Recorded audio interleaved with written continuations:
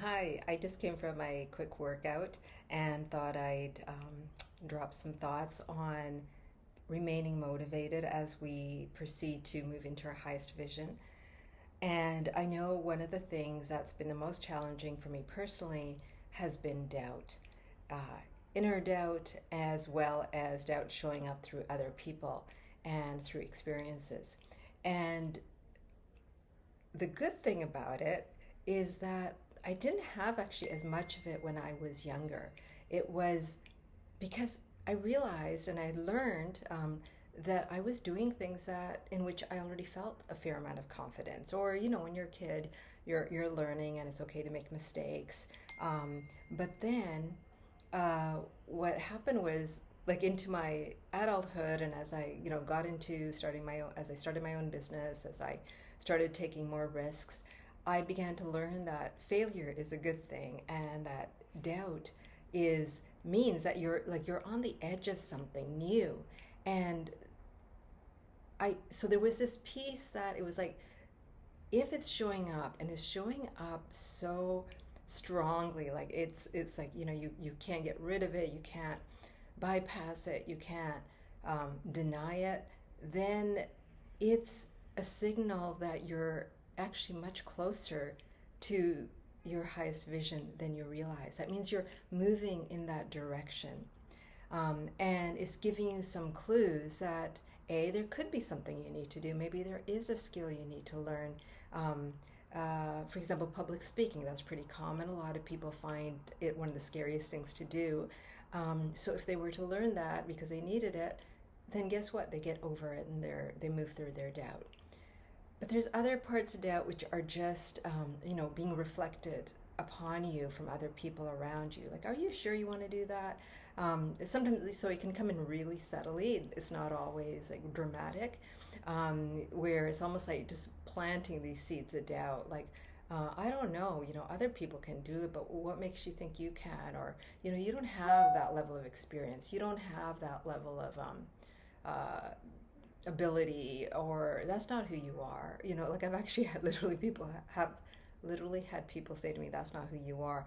And that was after I've already been doing whatever it is that I've been doing for quite a while, because they knew me in a certain way, and it's like they wanted to keep that vision of me static, like that's who I am for the rest of my life.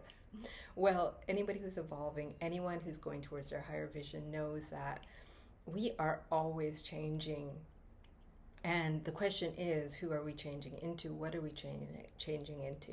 Are we going to pursue those things that actually expand who we are, bring much more joy, bring much more aliveness, of more vitality, um, more fun, and just self-expression? Or are we going to keep changing in ways that make us feel tired and exhausted and bitter and resentful and angry? Like these are choice points, and it can take some work, but we can move through that when we actually choose to do it, and when we commit to it, when we decide we're going to begin anew as a new person. And as I said in a previous video, that opportunity is always available in every moment. Okay. So that was the outer doubt. Now, what about inner doubt? So I have had times when my inner doubt was like so noisy. And like I couldn't even exactly pinpoint why it was there, because I could see what was creating. I had the ability already. I knew it. I could feel it. And yet there was this incessant noise. And the one thing that I didn't know to do for years, I would say, was to allow it to exist.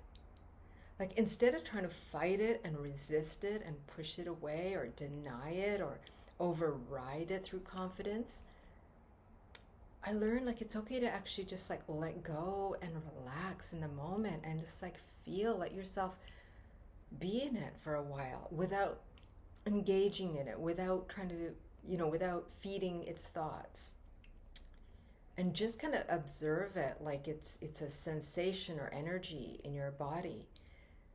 And when you stop fighting something, it can stop, it doesn't need to fight you as much either as well. So it starts to relax and let go. And sometimes it can take a while, right? So it doesn't mean you just sit there for hours and hours, unless you have that space and you are committed to feeling through it. um, Things like the Sedona method release technique, they encourage that. They're like, just stay with that until it no longer has a hold on you, or you get bored, or suddenly something else calls you in your life and you got to go something, there's something to do, so you go do it. So what happens is, like, even if it's being released intermittently, what you'll find is sometimes, like, when I do that now, the next day I'm just full of energy because I've actually let go of this thing that was, had seemed to have a hold on me. And then I no longer saw it as an enemy or a villain. It was just like, it's just an energy there. And I can just acknowledge its existence in the moment. And then I can let it go, and it can it can disappear, it can dissolve, it can shift, it can transmute into something else. But what it will do is it will give you energy when you begin to do that. So if you're in that kind of moment where it's like, wow, I don't know if I can do this, whatever it is for you, allow yourself to be with that. Like, what happens if I don't have to? What happens if I don't have to fight this? What happens if I can just let it be? And then discover, how your energy changes as a result. So play with that, and then when you do have energy, then you go out and do whatever is calling you.